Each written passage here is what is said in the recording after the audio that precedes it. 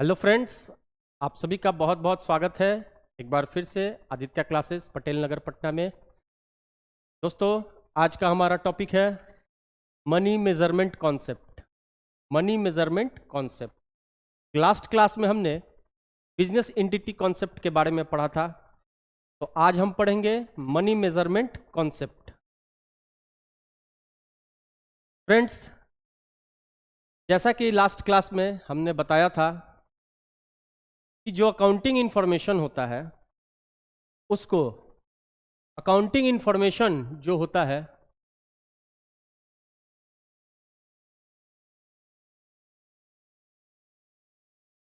Accounting information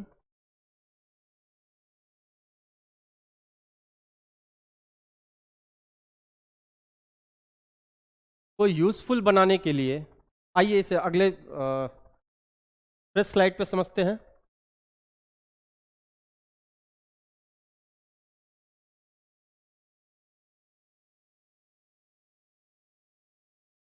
accounting information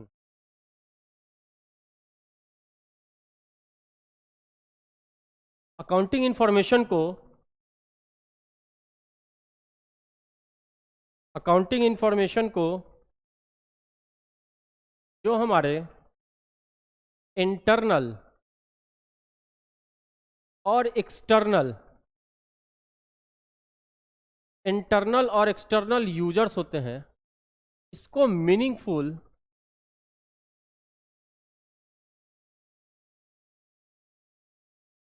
बनाने के लिए ये आवश्यक है कि जो हमारा अकाउंटिंग इंफॉर्मेशन है वो रिलायबल हो। लास्ट क्लास में दोस्तों हमने बताया था कि रिलायबल हो और कंपैरेबल हो। तो जब अकाउंटिंग इंफॉर्मेशन उसके यूजर्स के लिए मीनिंगफुल होगा, तभी उस इंफॉर्मेशन से वो कुछ मीनिंगफुल या हेल्पफुल कंक्लूजन ड्रॉ कर सकते हैं। तो अब बात आती है कि अकाउंटिंग इंफॉर्मेशन मीनिंगफुल कैसे होगा। वो मीनिंगफुल तभी होगा जब हमारा वो रिलायबल हो, मतलब विश्वसनीय हो, जिस पर विश्वास किया जा सके, जिस पर विश्वास किया जा सके, और कंपेरेबल हो। कंपेरेबल का मतलब कि हम उसकी तुलना कर सके, तुलना किया जा सके।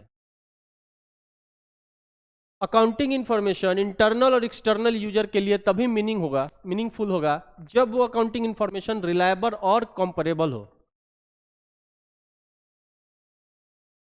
विश्वसनीय हो, जिस पर विश्वास किया जा सके, यानी कि वेरीफिएबल डॉक्यूमेंट्स के बेसिस पर अकाउंटिंग किया गया हो। कुछ डॉक्यूमेंट्स के बेसिस पर, as a source of proof के बेसिस पर हमने अकाउंटिंग से रिलेटेड एंट्रीज अपने बुक्स में रिकॉर्ड की हो, और साथ में हमारा अकाउंटिंग इंफॉर्मेशन ऐसा होना चाहिए जिसकी हम तुलना कर सके, एक फर्म की तुलना दूसरे फर्म से, और एक पीरियड के अकाउंटिंग इंफॉर्मेशन की तुलना दूसरे पीरियड के अकाउंटिंग इंफॉर्मेशन से कर सके, तब वो कंपेरेबल माना जाएगा। और जब अकाउंटिंग इंफॉर्मेशन में ये दोनों होगा तभी वो मीनिंगफुल होगा इसके यूजर्स के लिए। समझ में आ रहा होगा। अब बात आती है कि वो रिलायबल और कंपेरेबल कैसे होगा। तो जब हम अकाउंटिंग इंफॉर्मेशन बनाने के लिए, यानी कि अपने ट्रांजैक्शंस को बुक्स में रिकॉर्ड करने के लिए जो भी कॉन्सेप्ट्स, प्रैक्टिसेस फॉलो कर रहे हो, वो कंसिस्टेंटली हर साल एक ही कॉन्सेप्ट और प्रैक्टिसेस फॉलो कर रहे हैं, कंसिस्टेंटली,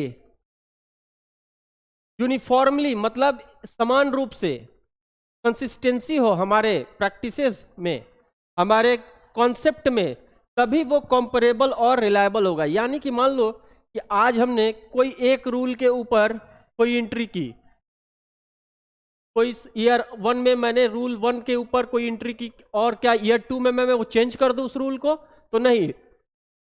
ईयर 2 में भी हम उसी रूल पर उस एंट्री को करेंगे। इससे बोलते कंसिस्टेंसी।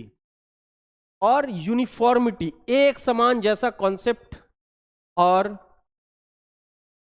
प्रैक्टिसेस हम फॉलो करते हैं अपने अकाउंटिंग इंफॉर्मेशन को बनाने के लिए। तो दोस्तों बात आती है कि अब कौन कौन से वो कॉन्सेप्ट है जो अकाउंटिंग इंफॉर्मेशन को या अपने अकाउंटिंग डेटा को रिकॉर्ड करने के लिए बुक्स में की जाती है। तो लास्ट क्लास में हमने बिजनेस एंटिटी कॉन्सेप्ट के बारे में पढ़ा था। आज का हमारा टॉपिक है मनी मेजरमेंट कॉन्सेप्ट। आज का हमारा टॉपिक है मनी मेजरमेंट कॉन्सेप्ट। तो चलिए इस कॉन्सेप्ट को समझते हैं। मनी मेजरमेंट कॉन्सेप्ट कहता है according to this concept only those transactions and events are recorded in the books of accounts. मतलब मनी मेजरमेंट कॉन्सेप्ट के अनुसार केवल वो ही ट्रांजैक्शंस या इवेंट्स बुक्स में रिकॉर्ड किए जाते हैं जिन्हें हम मॉनेटरी टर्म्स में मेजर कर सके या एक्सप्रेस कर सके। यानी कि केवल वही ट्रांजैक्शंस और इवेंट्स बुक्स ऑफ अकाउंट्स में रिकॉर्ड किए जाएंगे जिन्हें हम मनी के रूप में, मुद्रा के रूप में लिख सकते हैं। तो देखिए कुछ एग्जाम्पल भी मैंने बोर्ड पर दिया है कि सेल ऑफ गुड्स, ये क्या है? एक ट्रांजैक्शन है। तो क्या इस ट्रांजैक्शन को हम मनी के रूप में लिख सकते हैं? तो हाँ, यस, लिख सकते हैं। ये ट्रांजैक्शंस बुक्स ऑफ अकाउंट में लिखा जा सकता है क्योंकि इसे हम मॉनेटरी टर्म्स में लिख सकते हैं, इसे हम मॉनेटरी टर्म्स में मेजर कर सकते हैं। हमारा दूसरा एग्जांपल है पेमेंट ऑफ एक्सपेंसेस। हमने खर्चों का भुगतान किया, पेमेंट ऑफ एक्सपेंसेस, किसी को पे किया एक्सपेंसेस के रूप में, तो ये भी एक ट्रांजैक्शन है। तो क्या हम इसे लिख सकते हैं? तो यस, इसे भी हम लिख सकते हैं अपने बुक्स ऑफ अकाउंट्स में। रिसीट ऑफ इनकम, कोई इनकम, कोई आय आया हमको, मान लो कहीं से इंटरेस्ट आ गया, कहीं से इंटरेस्ट आ गया, ब्याज की राशि आ गई, तो क्या इसे हम मनी के रूप में लिख सकते हैं? तो बिल्कुल लिख सकते हैं, क्योंकि इसे हम पैसे के रूप में लिख सकते हैं, इसे मॉनेटरी टर्म्स में एक्सप्रेस किया जा सकता है, मेजर किया जा सकता है। तो वैसे ट्रांजैक्शंस और इवेंट्स जिन्हें हम मनी के रूप में, पैसे के रूप में लिख सकते हैं, मेजर कर सकते हैं, मनी मेजरमेंट कॉन्सेप्ट के अनुसार उसे बुक्स ऑफ अकाउंट्स में लिख सकते हैं। तो यही है मनी मेजरमेंट कॉन्सेप्ट कि इस कॉन्सेप्ट के अनुसार केवल वही ट्रांजैक्शंस जिन्हें हम अपने बुक्स में, जिन्हें हम मनी के रूप में मेजर कर सकते हैं, वही लिखे जाएंगे बुक्स ऑफ अकाउंट्स में।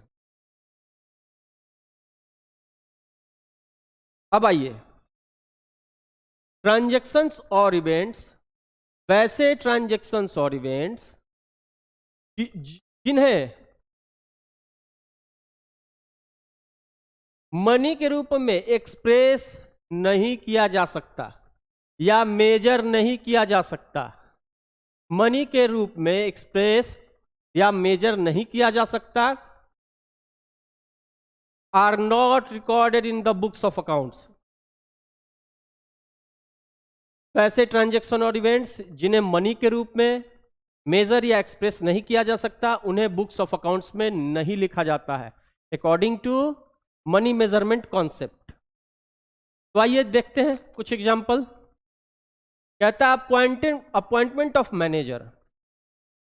स्टूडेंट्स, कंपनी के दृष्टिकोण से, कंपनी के पॉइंट ऑफ व्यू से किसी स्किल्ड मैनेजर का, मान लो कोई मैनेजर बहुत ही स्किल्ड है,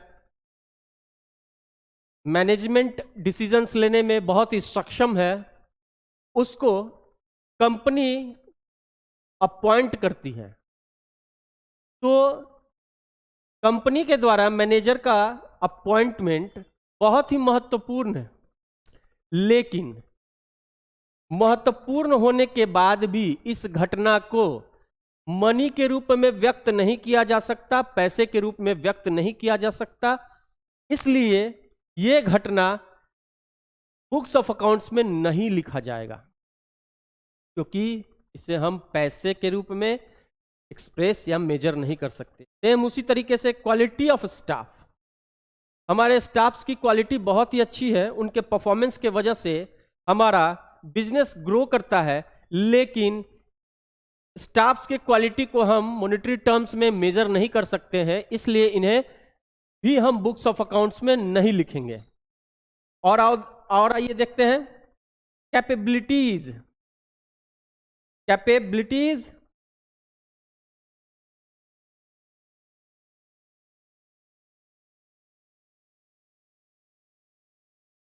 capabilities and creativity of any department. कोई हमारा विभाग, मेरी कंपनी का, हमारी कंपनी का विभाग बहुत ही सक्षम है, कार्य करने में बहुत ही दक्ष है, बहुत ही अच्छे ढंग से काम करता है और उसके काम करने की वजह से कंपनी को बहुत फायदा होता है, लेकिन उनके इस क्वालिटी को, उनके इस क्रिएटिविटी को, उनके इस सक्षमता को, कैपेबिलिटीज को मॉनेटरी टर्म्स में अगर हम नहीं लिख सकते हैं तो वो बुक्स ऑफ अकाउंट्स में रिकॉर्ड नहीं किया जाएगा। तो दोस्तों आप समझ रहे होंगे मनी मेजरमेंट कॉन्सेप्ट को, अभी तक जो भी समझाया गया है आप उसे अच्छे ढंग से समझ रहे होंगे। तो आशा करते हैं मनी मेजरमेंट कॉन्सेप्ट का कॉन्सेप्ट आप लोगों को क्लियर हो गया होगा। मनी मेजरमेंट कॉन्सेप्ट का कॉन्सेप्ट आप लोगों को क्लियर हो गया होगा, हम ऐसी आशा करते हैं। एक चीज और है, देखो हमने बोर्ड पे कुछ उदाहरण लिखे हुए हैं, बोर्ड पे देखो 4 उदाहरण लिखे गए हैं यहाँ पे कि 5 nos of computer purchased at ₹20,000 each, तो कितने का हो गया? 1 लाख रुपए का हो गया। 5 कंप्यूटर खरीदे गए बिजनेस में, प्रत्येक कंप्यूटर का कॉस्ट 20,000 रुपए है, यानी कि 1 लाख रुपए के कंप्यूटर खरीदे गए। तो मनी मेजरमेंट। अब दूसरा उदाहरण देखो, चलो पहले 100 कार्टन्स ऑफ फिनिश्ड गुड्स। आगे दोस्तों हम पढ़ेंगे कि फिनिश्ड गुड्स क्या होता है। 100 cartons of finished goods purchased worth ₹50,000। Finished goods मतलब बना बनाया हुआ माल, बना बनाया, ready to sell. Finished goods is means ready to sell, जिसको बेचा जा सकता है। तो फिनिश्ड गुड्स के 100 कार्टन खरीदे गए 50,000 रुपए में। फिनिश्ड गुड्स के 100 कार्टन खरीदे गए 50,000 रुपए में। तीसरा उदाहरण है 50 cottons of finished goods sold worth ₹40,000। Finished goods के 50 कार्टन्स 40,000 रुपए में बेच दिए गए। फिनिश्ड गुड्स के 50 कार्टन्स 40,000 रुपए में बेच दिए गए। और हमारा चौथा उदाहरण देखो, 2 nos of machinery purchased worth ₹20 lakhs। Business में 2 मशीनरी 20 लाख रुपए की खरीदी गई। बिजनेस में 2 मशीनरी 20 लाख रुपए की खरीदी गई। तो देखिए चारों उदाहरण में आप क्या देख पा रहे हैं, कहता है मनी मेजरमेंट कॉन्सेप्ट की we have nothing to do with the quantity. We have nothing to do with the quantity. हमें क्वांटिटी से कोई लेना देना नहीं है, हम केवल प्राइस को कंसीडर करेंगे, हम केवल उसे कंसीडर करेंगे जिसे हम रुपए के रूप में लिख सकते हैं। यानी कि मनी मेजरमेंट कॉन्सेप्ट के अनुसार ये इंपॉर्टेंट है, इसे बुक्स में रिकॉर्ड किया जाएगा। 1 लाख, 50,000, 40,000 और 20 लाख। तो according to money measurement concept, there is no importance of quantity or quality. Money measurement concept focuses on price और अमाउंट को या प्राइस को फोकस करता है, जिसे हम मॉनेटरी टर्म्स में मेजर कर सके, लिख सके। तो इसे हम लिख सकते हैं, इन चारों को हम लिख सकते हैं। तो इस प्राइस पर ट्रांजैक्शंस को, इस अमाउंट पर ट्रांजैक्शंस को रिकॉर्ड किया जाएगा। क्वांटिटी से कोई लेना देना नहीं है। हमारे भारत की करेंसी रुपीज में हम व्यक्त करते हैं, हमारे भारत की करेंसी है रुपया। तो हम इन सारे, अगर हम इंडिया में ट्रांजैक्शन कर रहे हैं तो इन सारे ट्रांजैक्शंस को हम रुपीज में अपने बुक्स में लिखेंगे, क्योंकि मनी मेजरमेंट कॉन्सेप्ट के अनुसार इसे हम व्यक्त कर सकते हैं मॉनेटरी टर्म्स में। इससे हमें कोई लेना देना नहीं है।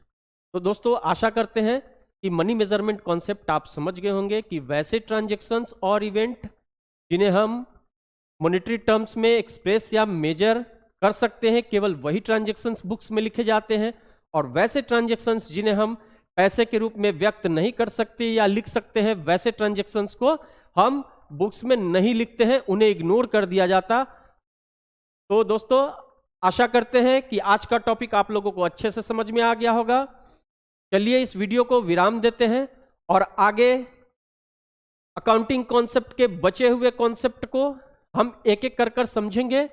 आज इस वीडियो में बस इतना ही।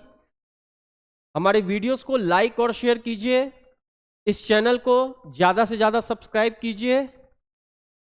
वीडियो देखने के लिए आप सभी का बहुत बहुत धन्यवाद। Thank you very much.